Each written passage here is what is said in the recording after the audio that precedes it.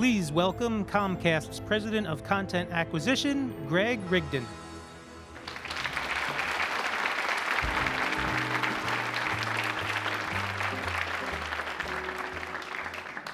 Well, it's great to see so many people. Looks like we've got a big crowd, which is terrific. I thought I would start off this session by first dispelling a rumor that's dogged me for years. I am not a spy. Never have been a spy. Didn't work for the KGB, didn't work for the CIA, although I did spend a lot of time living, working, and studying in the former Soviet Union. But I'm excited to introduce someone who was a spy, maybe still is, who knows, Raleigh Flynn. I've had the pleasure of knowing Raleigh for the past several years, and she's absolutely fascinating and has had an incredible life. She's a 30-year veteran of the CIA.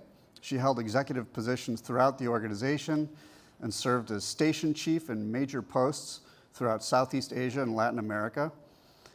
In our time together, she shared a few vignettes about some of her experiences, but I'm excited to hear the full stories today. In addition to being president of the Foreign Policy Research Institute, which is a fabulous organization based here in Philadelphia, I encourage everybody to check it out, and she'll talk more about that. She's also a member of the Council on Foreign Relations and an adjunct professor at Georgetown. We're so lucky to have her here with us, particularly at this moment when foreign affairs is kind of on the front page of the newspaper every day. I can't thank Raleigh and the Fpri team enough for collaborating with us to put together this great program. So thank you everybody for being here, and please join me in welcoming Raleigh to the stage.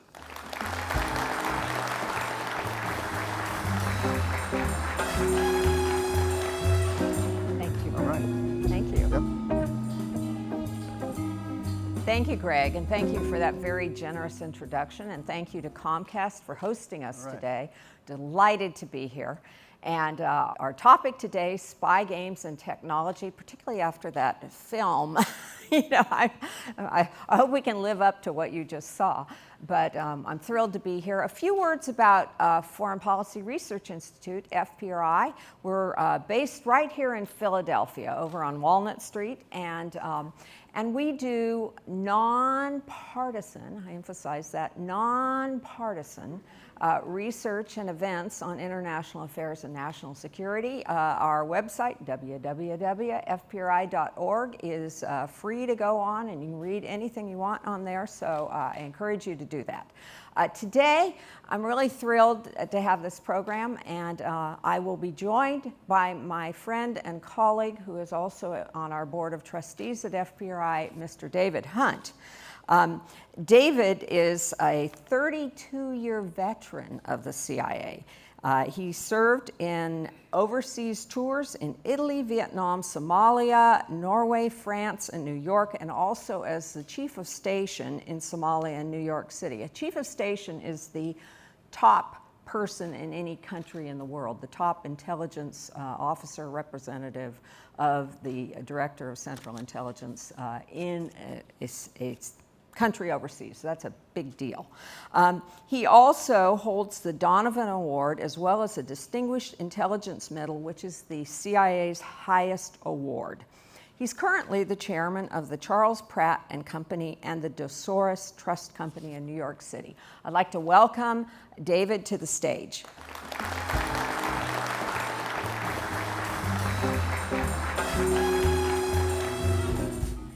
Thank you, Raleigh. So I'd like to start by sort of dispelling some of what you might think about what we do at the CIA, and I'll tell an anecdote. This happened to me about a few years ago when my daughter was a senior in college, and she went to Fordham University in New York City. And I was up there having dinner with her, and she said, "Oh, Mom, you would have been so proud of me. I was just like you last night." And I sort of paused, and I wondered, what does that mean? Well, apparently she was working late. She was an art major. She was in the art lab. And when the building closed, the building at 9 or so, everything locks up. And as she was leaving, the door locked behind her. and nobody else was in there. But unfortunately, her backpack was, which had the notes that she had to study for the next morning's test. So she tried calling the guard. There was no answer. So she got out her student ID, jiggled the lock, got it open, got her backpack, left. Nobody knew. And I thought, oh dear. And I said, honey, look, if that had been me, I'd be sitting here on the other side of town, maybe even in another side of the world, and my fingerprints would have been nowhere near that. Somebody else would have gone in and done that and gotten what we need. So that, in a short way, illustrates what we're talking about. We're going to be talking about not just spy games and technology, but we're going to be talking about human intelligence, which is basically recruiting spies. And we're going to talk a little bit about why we think that's still important. But before I do, I just want to say a word about technology. When I joined the agency and was undercover for 23 years, operating overseas in a lot of places, Africa mostly, Southeast Asia, and Latin America, but there wasn't much technology that we really had to worry about. And I remember the moment when it became clear to me that technology was a potential game changer. And that was, I was in Southeast Asia, and I had a source who was what we would call a penetration of a terrorist organization. Now, as you might imagine, why would a terrorist volunteer to an American? Well, they wouldn't. So I was playing a foreign nationality that I won't reveal. So I had a foreign passport, I had a full disguise, and I was checking into a hotel in my alias and completely disguised. And I didn't go to the same hotel all the time. I met with this fellow about once a month, once every 2 months. And as I was, so I'd mix up the different hotel rooms where I would meet this person. And he thought he was working for a commercial establishment and providing information on his terrorist organization. And so I had not been in this particular hotel for more than a year. And when I went to check in, I gave the gentleman behind the desk my name, and he said, "Oh yes, Miss Sally Cox.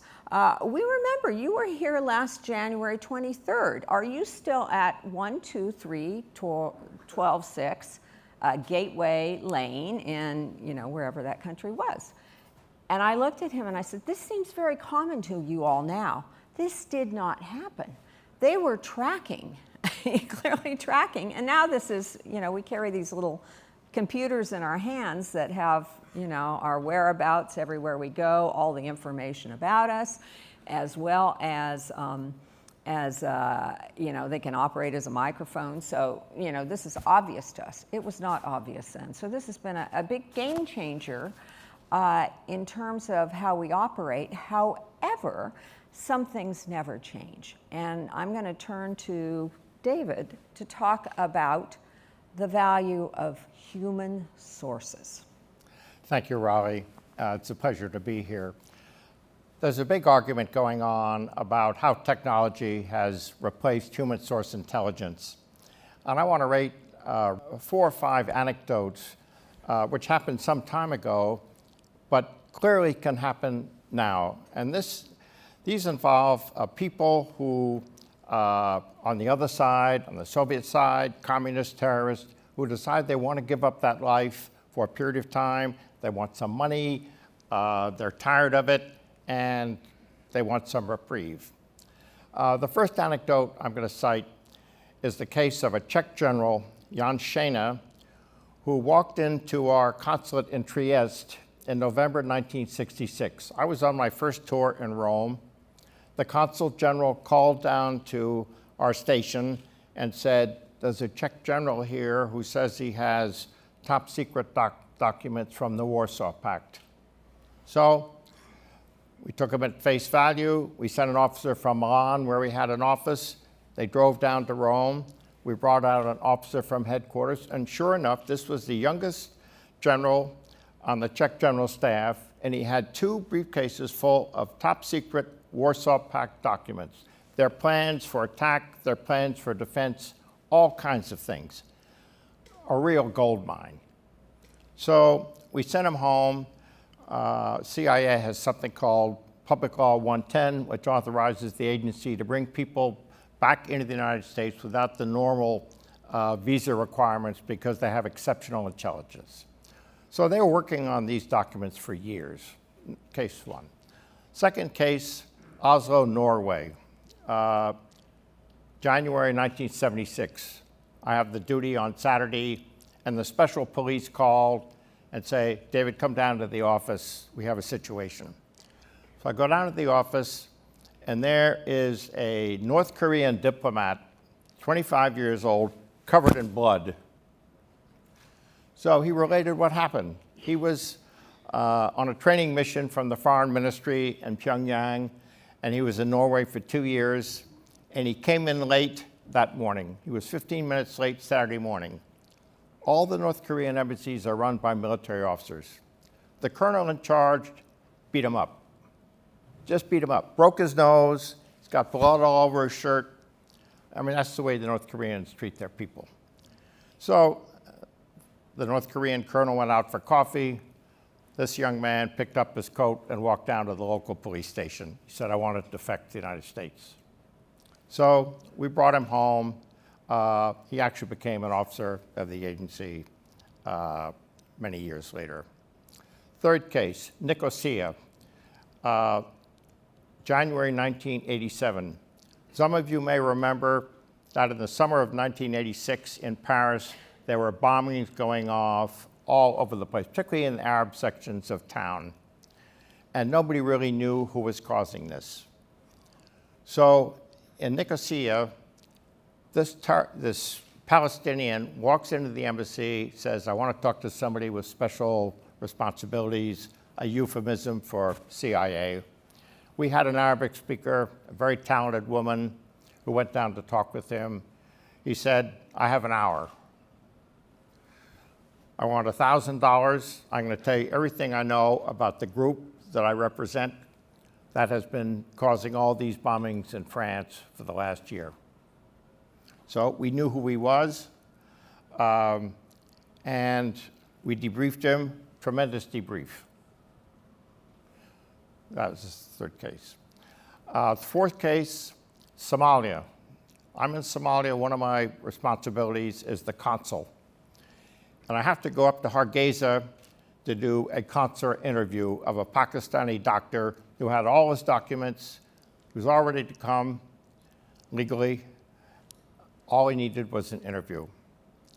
So I put in to travel up to Hargeisa. In those days, Somalia was like a Soviet satellite. You had to put in permission every time you went outside the capital. Excuse me. So I got on the plane. Somali Airlines had leased 2 Boeing 707s. There were 2 other people on the plane, 2 Somali security agents who were following me. The rest of the cabin totally empty. So I do the interview. I go to the hotel, the hospital where this doctor is working, and I go back to the airport to fly back to Mogadishu. And I get on the plane, and I notice there's somebody else on the plane. Dark-haired gentleman sitting up front. So our stock and trade being people, I went up and sat with him. Turned out he was an Italian engineer, and he was overseeing the refurbishment of Berbera as a port and elongating the airport there on behalf of the Soviet Union, which really was the major client state of Somalia in those days. And this was a tremendous undertaking. The US intelligence community had no idea that this was going on whatsoever. Henry Kissinger was looking for an excuse to get the House, the committees in the Senate and the House to authorize the United States taking over the British base in Diego Garcia right in the middle of the Indian Ocean.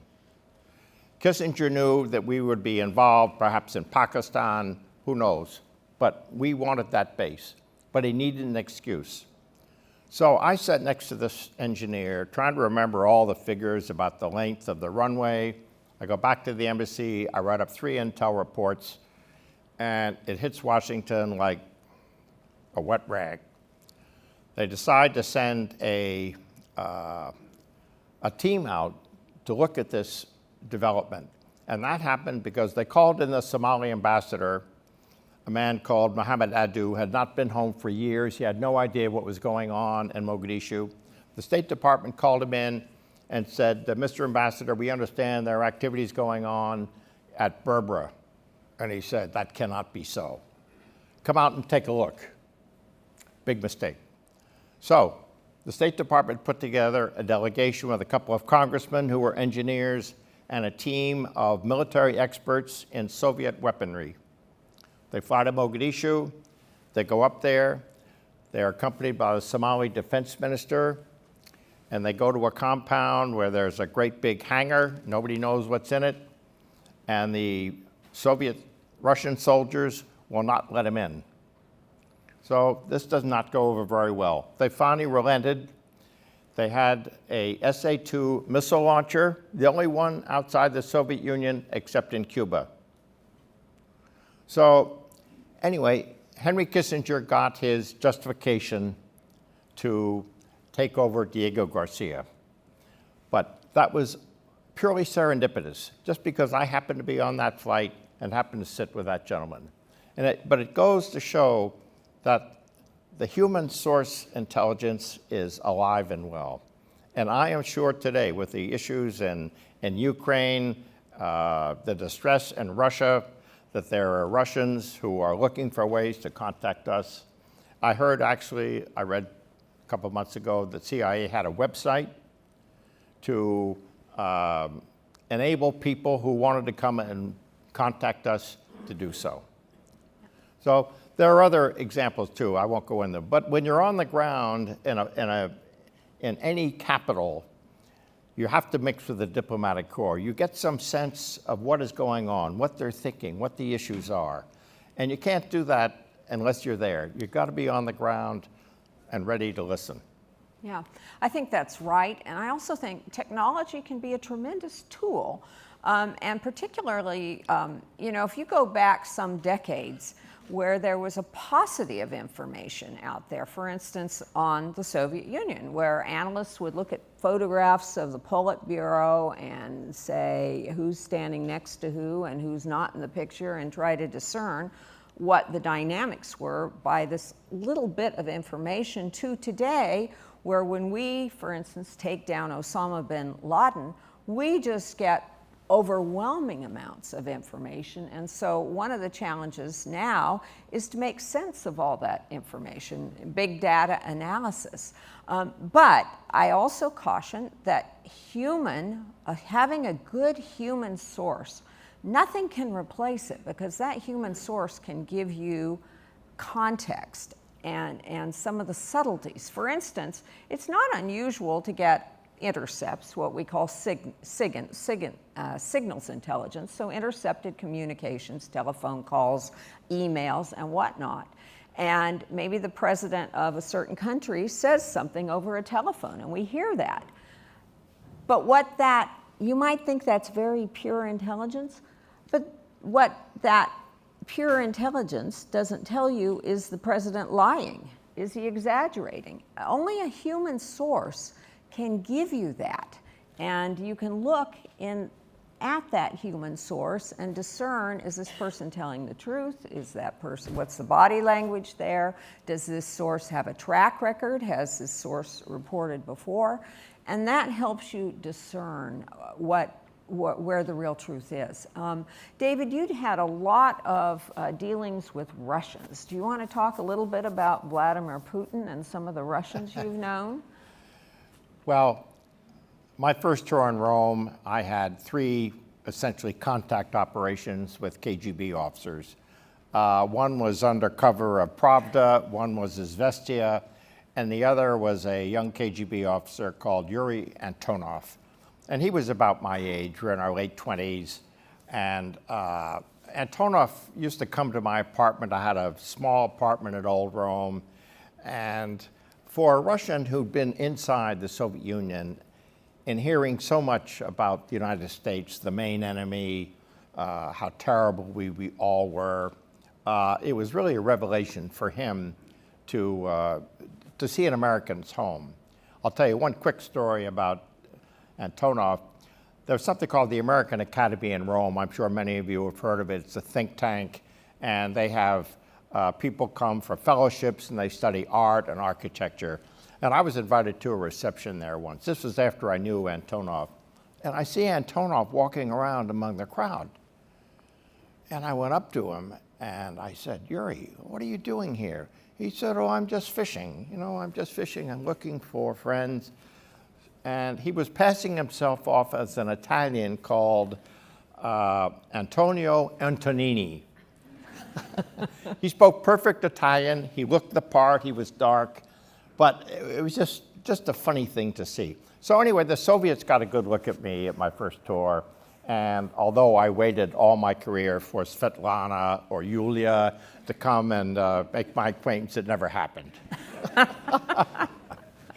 But Putin, just a couple of things about Putin. When he came back from Dresden, East Germany, he was considered a failed KGB officer by the Leningrad Residentura. And I know this because the deputy chief of that Residentura was somebody called Oleg Kalugin. Oleg Kalugin came to the United States in 1994, emigrated to the United States. He gives lectures. I was part of his debriefing team representing CIA with the FBI. And he said, you know, we didn't have a job for him. And that's when Putin left and joined the mayorship of Anatoly Sobchak, who was the mayor of Leningrad. That's how Putin got his start. And then he gravitated to Yeltsin. And the way he really got his job was Yeltsin was under investigation by a Soviet prosecutor called Yuri Skurtskov. This is in the late 90s when things in the Soviet Union, Russia now, had opened up quite a bit. The press was quite free. And Skurtskov was investigating Yeltsin's wife, Yelena, for apparently illegal real estate transactions. And it was becoming a nuisance to Yeltsin. So he called in Putin, who he had made head of the KGB, and he said, "Vladimir, make this problem go away." So Putin found out that Skurtskov took a sauna every month. So what did he do? He bugged the sauna. He hired a couple of girls. They joined Skurtskov. Skurtskov is quoted in the Moscow press the next day, "I haven't done this in a long time." I mean, you get? So in Russia, there's still some very conservative, I wouldn't say Puritan, but strains of thought. And this was not something that they could tolerate in this prosecutor. He had to resign. So the problem for Yeltsin went away. Yeltsin also got Putin to promise that if he made him president or helped him become president, he would not prosecute him for past crimes on the part of the Yeltsin family. That's how Putin became president. The only other thing I would add about Putin is that he is a plagiarist. He lifted about 16 pages from a paper written by two University of Pittsburgh professors about the allocation of natural resources, word for word. So we have a man who has really got some issues. And of course, we've seen now with the invasion of Ukraine. He gave a talk. I want to read just one quick thing to you. He gave a talk to the German parliament in 2001. Now, he'd been president for a couple years. And what he said was, in German, he spoke good German, "Russia is a friendly European nation. Stable peace on the continent is a paramount goal for our Russia, for our nation." He went on to describe democratic rights and freedom as the key goal of Russia's domestic policy. He got a standing ovation.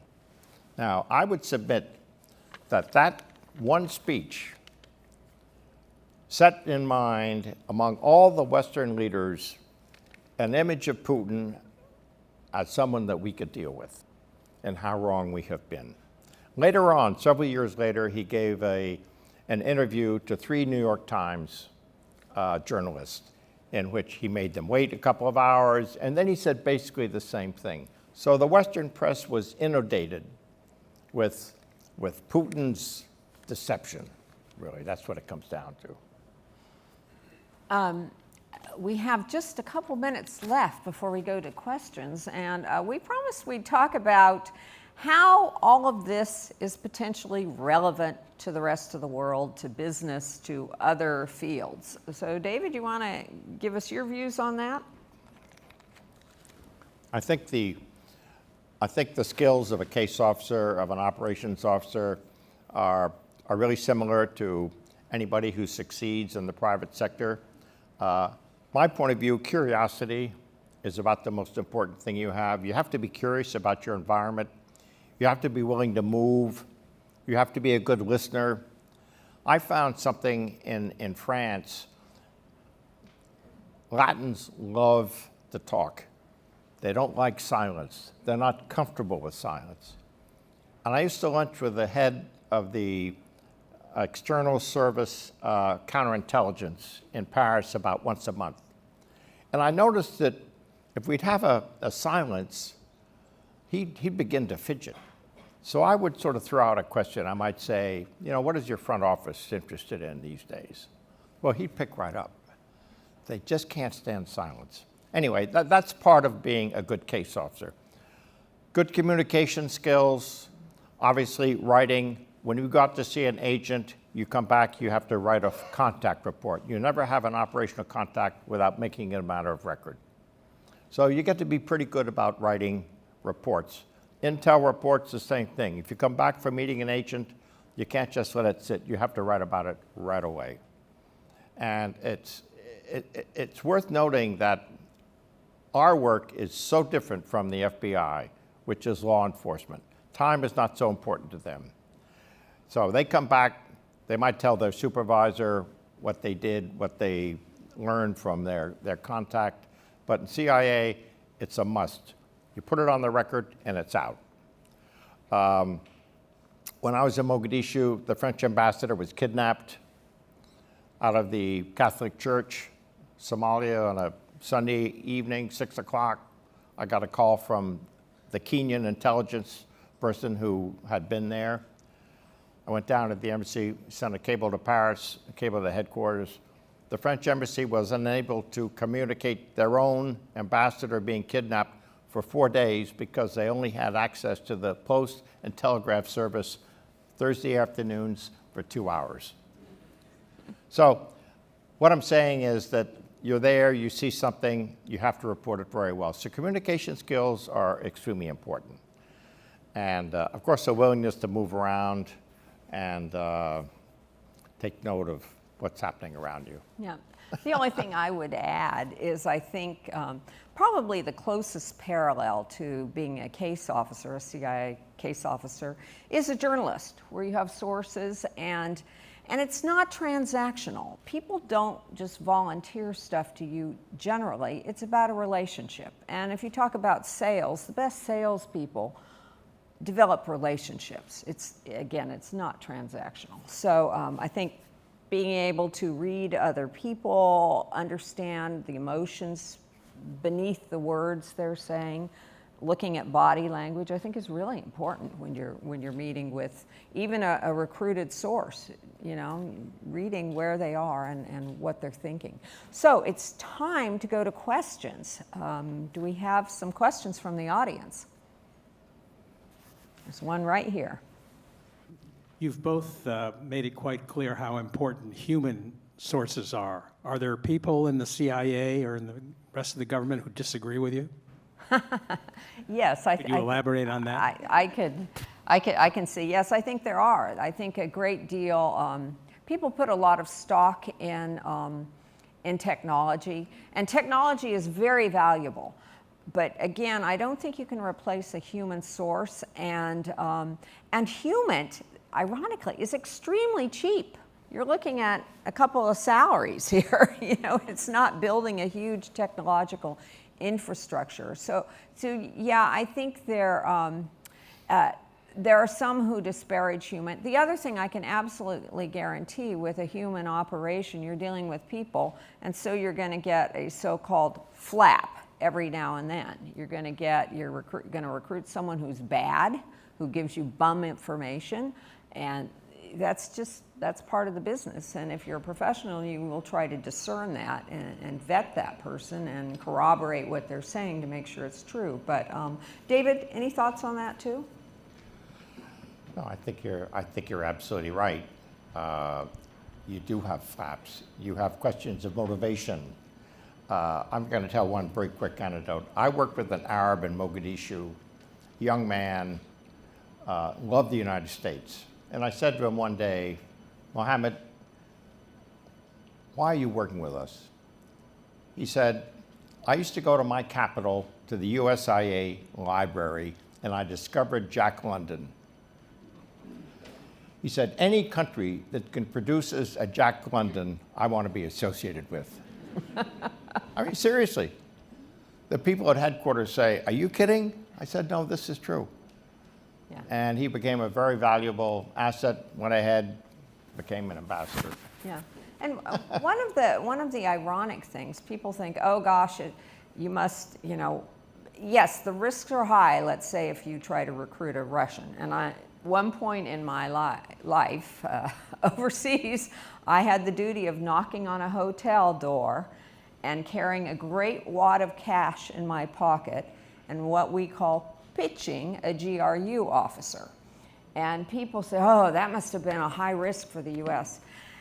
Well, a high risk for the U.S. is when you spy on an ally. It's not, you don't have a beautiful bilateral relationship with the Russians you're going to ruin if you pitch a Russian or a North Korean or something like that. So you have to think a little bit differently about this when you're an operational officer. But I don't think anything can really replace the value of that human source who is in the room and sees something firsthand. You do have to have multiple sources, though, because you want to corroborate what that person says to try to vet how true it is. There was a question over here.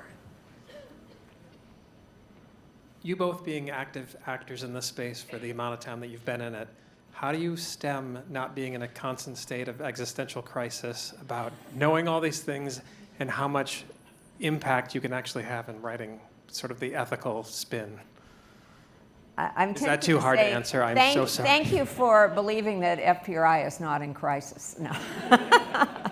Do you want to take that one, David? I mean, once you become an intelligence officer, you are always interested in the news. And so everything is, at least to me, everything is interesting. And you're forever seeking out the truth, at least in the press, or trying to find out what's going on.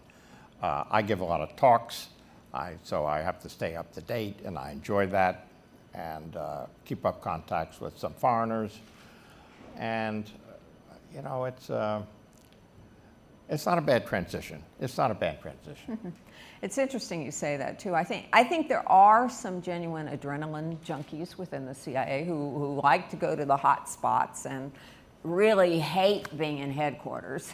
That is a classic trait of most case officers. They do not like headquarters. But one thing I will say about the CIA, I won't say every day was a great day, but I will say that every day I felt good about the mission. There was not a day that went by that I didn't feel good that I was working to try to secure the American people, to make our country safe. Yeah. Let's go over here. I wonder if either of you ever felt or realized that you were personally betrayed by one of your own colleagues, or were you played in some way that you now realize that you were played? Yeah, David, do you want to take that? I happen to have known Rick Ames not well. He was the only agency officer I really took a dislike to. His hands were filthy. He was always standing out. I mean, these things are important. He was always standing out the southwest entrance, waiting to talk to somebody, sort of trolling. And he just was not a very attractive person. He just kind of slovenly. So I never liked Ames. Edward Lee Howard worked for me in the Swiss-Austrian branch in 1981. He was a new career trainee. And when they first come in, they do a couple of interim assignments. They work in one branch for 3 months, and they go to another to get some broadening experience. And I wrote in my evaluation that I didn't think that this was a man really suited to be a case officer. He never smiled. He wasn't a very outgoing person. He had zero sense of humor. And I couldn't think of anybody who would really sidle up to him and say, you know, Mr. Howard, I want you to be my contact with American intelligence. I just couldn't see it. So, you know, Howard he basically defected living in Moscow. Obviously, he reported on everybody he knew. Ames, the same thing. Ames was in New York City before I was chief of station up there. He was a good writer, which was one of the things that saved him because he wrote well, and even though he had a drinking problem, station chiefs like to have somebody who can respond to a headquarters request. You know, tell us what you've done on the Soviet target in the last 3 months, you know, out of cycle of the regular, how should I say, accountability sessions. So, and Ames, again, it's a shame he wasn't caught earlier, but anyway, 10 people died as a result of his perfidy. Yeah, it's, you know, all spies aren't created equal either. I worked with Virginia Baines, Jenny Baines. Jenny Baines was a secretary in Manila, and Jenny had her office at the end of the hallway, and she always worked in the dark. And it was the oddest thing that she always had, you know, she said she liked working in the dark. And, you know, might have been a clue. But the other thing, she was always very eager to help you. Is there anything I can do for you? And you talk about the different motivations of spies, and the ones you were talking about were mostly money or resentment, revenge, or they hadn't been treated well. Virginia Baines was, I would call, a victim. She you can read about this in, you know, on the internet. Virginia Baines was recruited by a Filipino taekwondo instructor. She was a single mother. She was from, I think, a small town in West Virginia. Very unsophisticated lady. And she and her teenage daughter, single mother, started taking taekwondo lessons. And there doesn't appear to have been anything romantic going on. It's just he was her friend.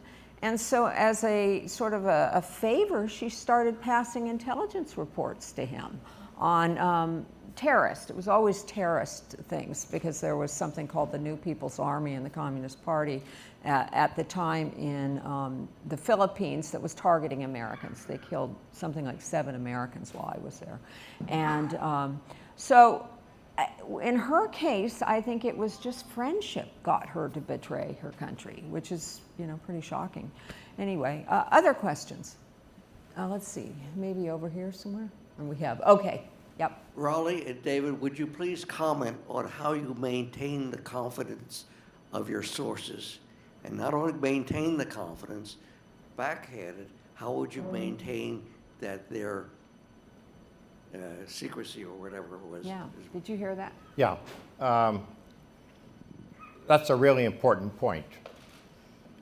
And what is important is that the Washington establishment, politically, particularly the people in the White House, were trying to make some points for intelligence that they keep these secrets.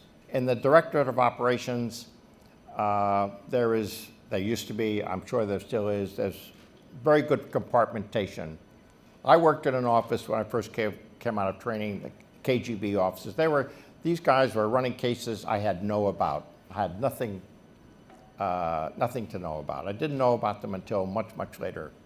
And so I think the agency bureaucracy is very good about protecting sources. And this is a main responsibility of any case officer case officer overseas. But if you have a high-level source and it goes into the presidential daily brief, his reporting, you really can't tell. You have to rely on the judgment of the people who read this, not to talk about it to the press, not to talk about it outside the executive branch. But it's a problem. It's an increasingly serious problem. And also, I heard recently retired agency officer talk about the younger people coming into CIA now who are used to using social media as a means of contacting their friends. This is secrecy is sort of an anathema for them. They're not used to doing this. They're not used to not talking about what they do. So it's an additional security problem that people working in this field have to face. I also think being able to, again, as we talked before, read people. And when you're in a relationship with that source, it's a very, very important relationship, because in some cases, if they're found out, they will be imprisoned, executed potentially. And so it is part of the case officer's responsibility to look after their security and train them how to be secure. It's also very important when you've got a relationship like this with someone who could potentially face dire consequences if found out, to be very attuned to their demeanor. Is there something going on with this person that is going to cause them to be careless? And you talk about nightmare sources. Some of the things that make someone vulnerable to being recruited, like money problems, substance abuse problems, are the same things that can also get them caught. Because I remember when I was in Africa, I had a source. He was a really good source on the Ministry of Foreign Affairs in the country I was in. And I used to pick him up down a dark alley, every other, Thursday night. And sometimes he was so drunk he couldn't open my car door.